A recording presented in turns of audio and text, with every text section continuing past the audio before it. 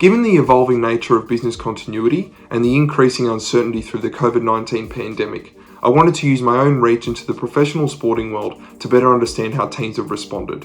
This is an attempt to hopefully give you some inspiration through this tough time to you and your team. Please enjoy this discussion with my younger brother and professional rugby player, Cameron Orr. All right, welcome big fella, Cameron Orr. How have you been? Yeah, good mate, not too bad. Lockdown number 6 now, but surviving. Used to it by now.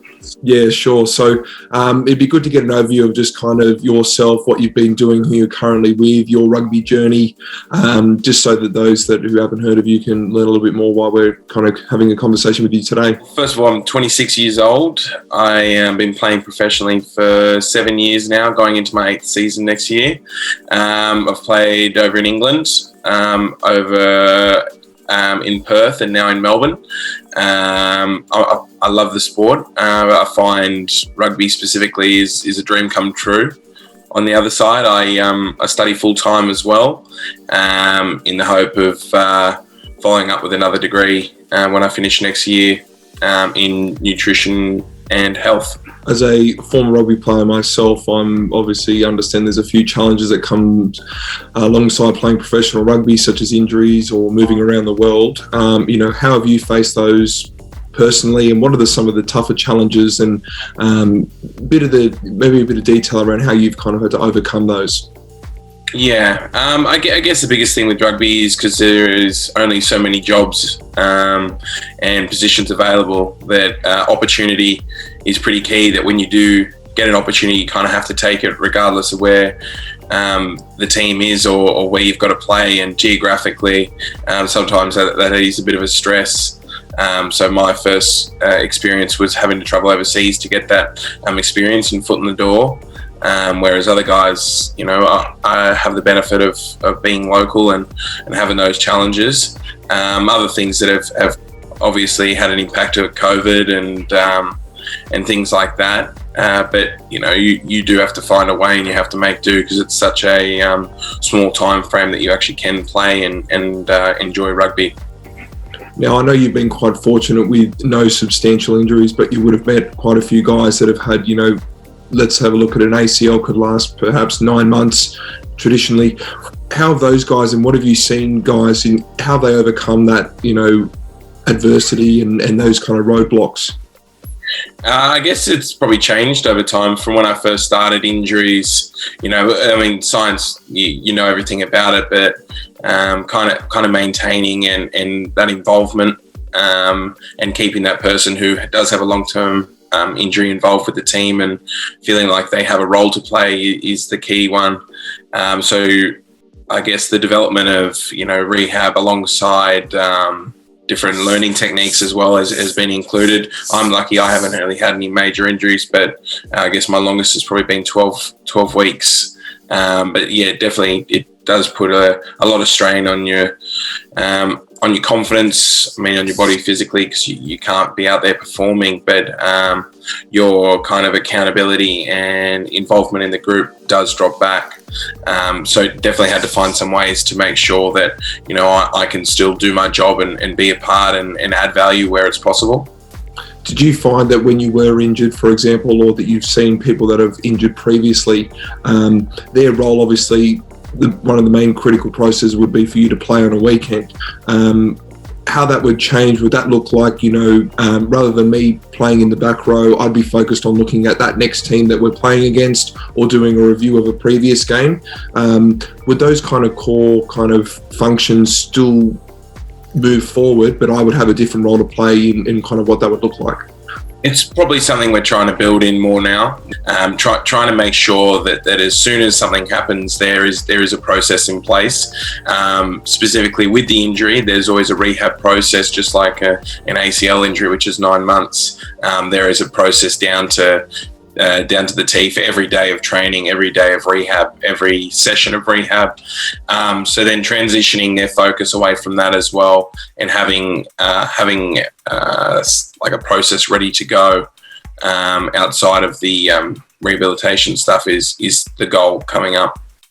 I noticed as well, one of your teammates, Jordan Ulisi, just recently did a public kind of support to the Victorian community with going into your 6th lockdown, the concept of resilience, is that something that you've kind of come across in sport? I know a lot of teams kind of have different values and ethics at those pre-season conversations. Is resilience something that is considered? Yeah, a lot of the teams have been involved with speak about having their own DNA and their own values, and obviously a set of rules and things to go by it, but more just the general practices just to bring out the best in everyone at all times. And resilience is a key one we've spoken about as part of our backbone, that we want to be resilient human beings, not just on the field when it comes down to physical and all those altercations, but when we're challenged mentally and critically with thinking, we can make the right decisions under pressure. So a lot of our training does involve high-end fitness and conditioning, but it also is under a massive amount of stress and decision making, which is we find probably the most difficult thing to train, but we get the most value out of on the field. I want to get your thoughts. There's quite a few examples when people have kind of gone through tough times and bounced back stronger. For example, someone with a long-term injury kind of coming back and being able to kick better than ever because they had time to focus on other areas of their game. Is there anything that comes to mind from that kind of? Yeah, I've got one example. He's actually a Wallaby right now, Reece Hodge.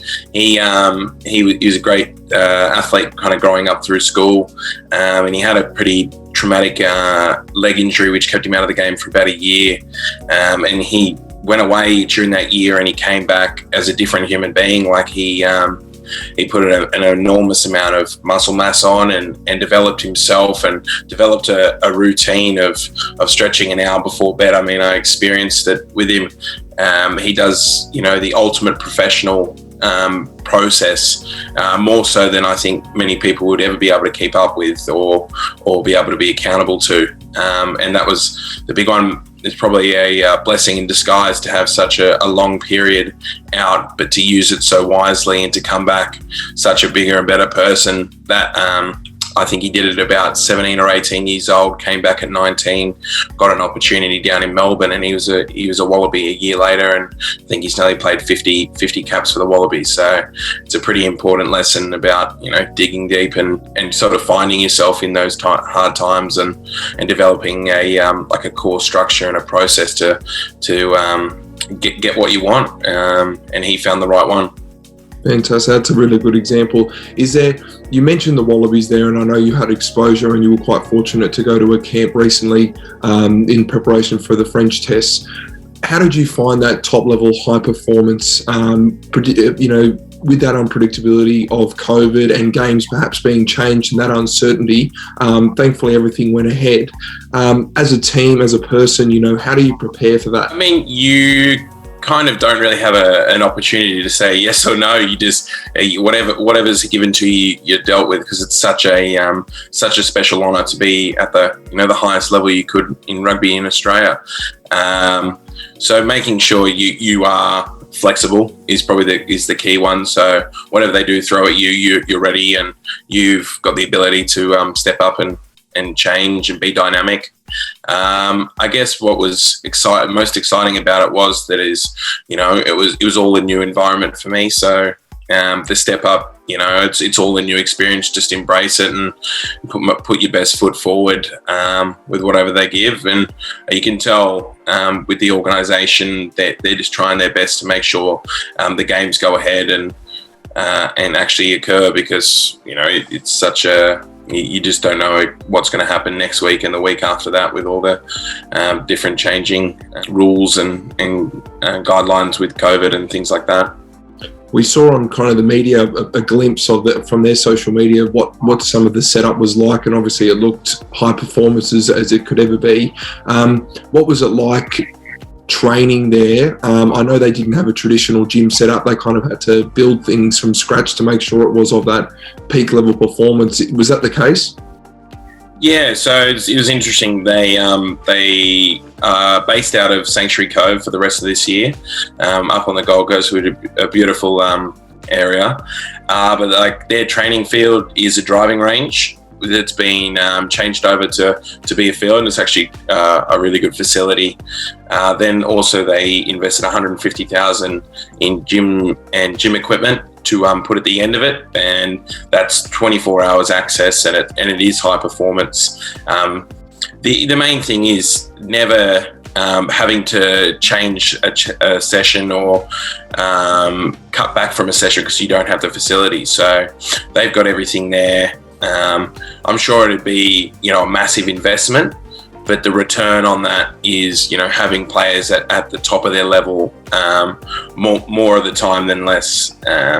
But it was a really, really good setup, and the amount of coaches and staff they had there as well, there would have been at least 15 to 20, which really gives you a scope of how invested they are in the players and the performance side of things. Sure, and there's a security there to make sure those critical processes and functions do go ahead. Like you said, not having to miss sessions because of not having that, replicated situation of what it would look like if you were to be training at a particular, whether it's in Queensland, Melbourne, New South Wales. Bringing it back to your current situation, a lot of the states across Australia have been impacted by COVID. It's very unpredictable kind of what the situation is. The numbers kind of fluctuate from high to low with kind of different people moving across the borders. How have you as a team kind of responded, and what are some of the processes you've put in place to ensure that you're able to prepare best for the 2021 or 2022 rugby season?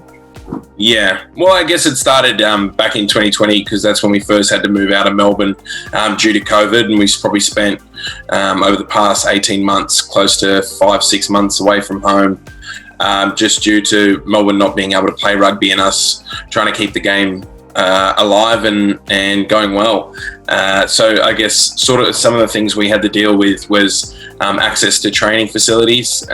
We're located at Amy Park in Melbourne, which is within the Melbourne Olympic Park precinct.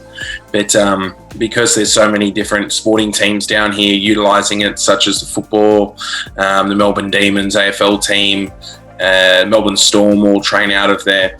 We all couldn't share the gym there. So we've had to go use a different gym, which is in a COVID safe environment, had to be approved. So we could utilise it. We then also had to, in pre-season earlier this year, travel out to La Trobe University, one of our partners, to complete about 6 to 8 weeks of training out there because we didn't have access again to the on-field facilities at Amy Park because of the Melbourne Storm and the time constraints, and so managing that sort of economic side of it and functioning in a high performance environment is quite a difficult one to manage. But I think the coaches and the different staff involved, even up to the board members, all had a role to play in that and trying to keep us functioning as best we can in pretty horrible situations. Sure, and there's obviously crowds were impacted as well by that.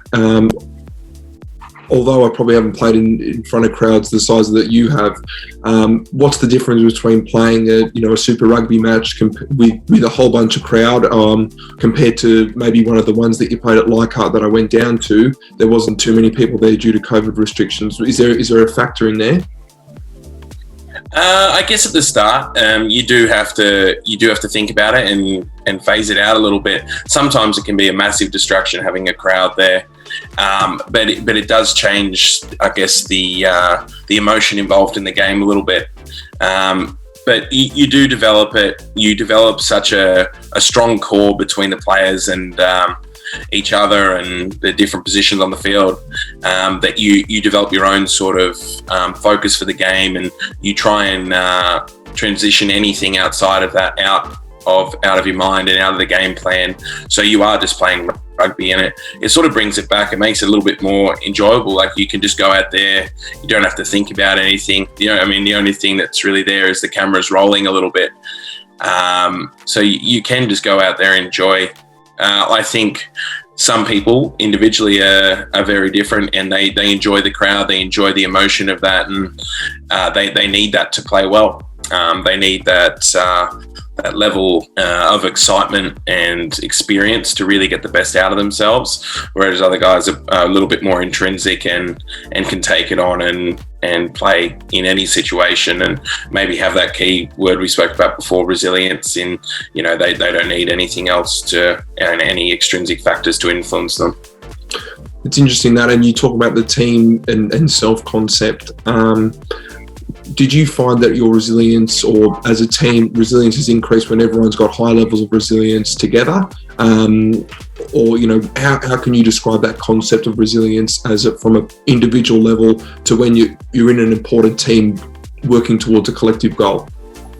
Yeah, I'd even go a step further. I think the people who weren't resilient and aren't resilient probably didn't step up to the mark during the year and didn't have as much positive involvement with the squad.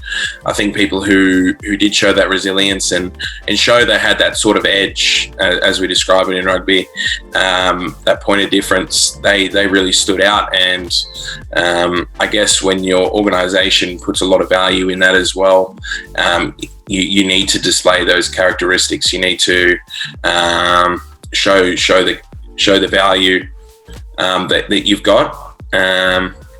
I think that a lot of the boys involved really believed in resilience too, and believe that the difference it can make in your decision making, and especially during like high-paced and high-end thinking scenarios, they were able to make the right decision and back their ability. It's an interesting concept, and I think it's kind of a balance between having some difficult situations that you've overcome, but also a lot of positive to keep you, looking forward in that growth mindset, which I'm sure, a lot of sportsmen and women have kind of dealt with. So it's just interesting to kind of hear the concept of how, with so much adversity affecting external variables, how internally you guys can respond and approach to that and kind of bind together to create probably that, blanket resilience approach to bring people up when they're down. So was that kind of the feel when guys were facing some difficult situations, whether their partners were also impacted by COVID through work, for example? There's things that you probably don't see on the field that are happening behind the scenes. Was it a case of everyone kind of banding together and bringing everyone up? Yeah, I think so. Definitely there were some tough moments where we get told on a Friday afternoon at 2:00 that you need to be in Canberra by 12:00. Little things like that, and you weren't flying, you were driving there. So there were some tough situations, and trying to explain that to families that, you've got to be on the road again for another 3 weeks, but, could be even longer than that. The first time we were told it was only supposed to be 2-3 weeks away, and it ended up being 3-4 months. So you do have to be prepared for that. But I think, that the makings of a strong connected team come from those scenarios when you're faced with it. And, from our experience, everyone bought into that. Everyone actually said, okay, well, we could see this as we're getting kicked out of Melbourne and we have to stay away from home, or we could see this as we're going on tour. This is going to be really enjoyable.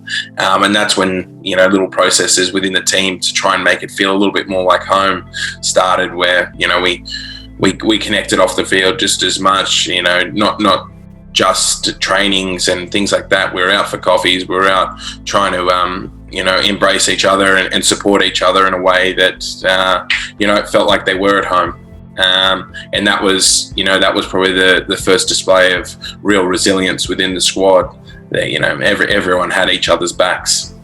All right, Cameron, no, thanks very much for today and providing your insights. It's been very much appreciated to kind of get into the mind of a professional sportsman, particularly through COVID, and understand some of the challenges, particularly a lot of organisations are facing right now as well. Fantastic catching up with you, mate, and hopefully COVID dies down a little bit soon and we can grab a beer. Good man. Thanks for having me.